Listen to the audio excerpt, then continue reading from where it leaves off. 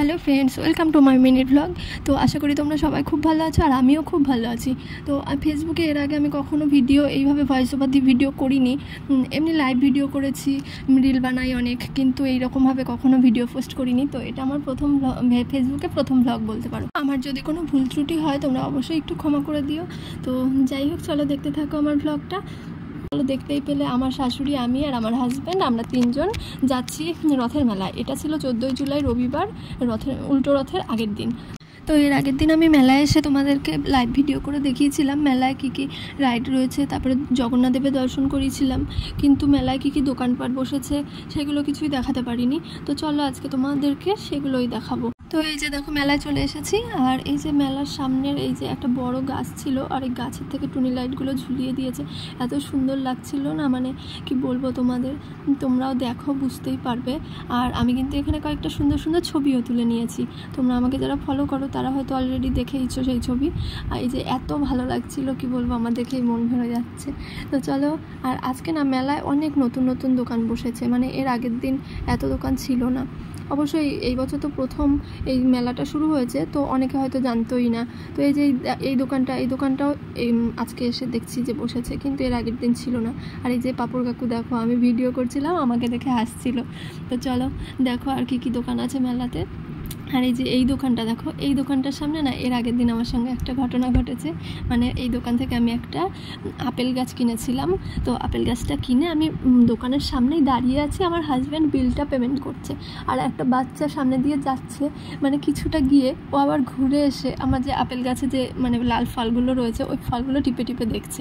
মানে বাচ্চাটা ভাবছে কি ওগুলো মনে হয় অরিজিনালি সত্যিকারের ফল নাকি প্লাস্টিকের ফল, তাই জন্য টিপে টিপে দেখছে। এবার আমাকে মানে বাচ্চাটা বলেও নি, মানে এমনি নিজের মতন এসে টিপে টিপে দেখছে। এবার আমি না ওকে জিজ্ঞেস করছি যে কী হয়েছে, এগুলো টিপছিস কেন? বলছে সত্যিকারের ফল নাকি, তাই দেখছি। মানে কি সেই আমরা যেমন ছোটোবেলায় এরকম গাছ দেখে ভাবতাম মনে হয় যেন সত্যিকারের গাছ, মানে বাচ্চাটার ওই রকমই ভেবে হয়তো টিপে টিপে দেখছিল। তো যাই হোক, চলো।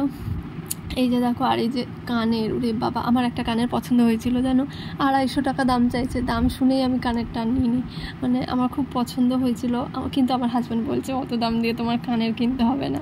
আর কানেরটা খুব বড় বড় ছিল, তো দিয়ে বলছে তোমার কানের লতি ছিঁড়ে পড়ে যাবে, ওই জন্য আর কিনতে পারলাম না। আর এই যে সুন্দর সুন্দর পুতুল, মানে পুতুলগুলো দেখে এত ইচ্ছে করছিল নেওয়ার জন্য, কিন্তু না আমার ঘরে না মানে পুতুল এনে সাজিয়ে রাখার মতন সেরকম মানে শোকেস বা কাচের কোনো ইয়ে নেই।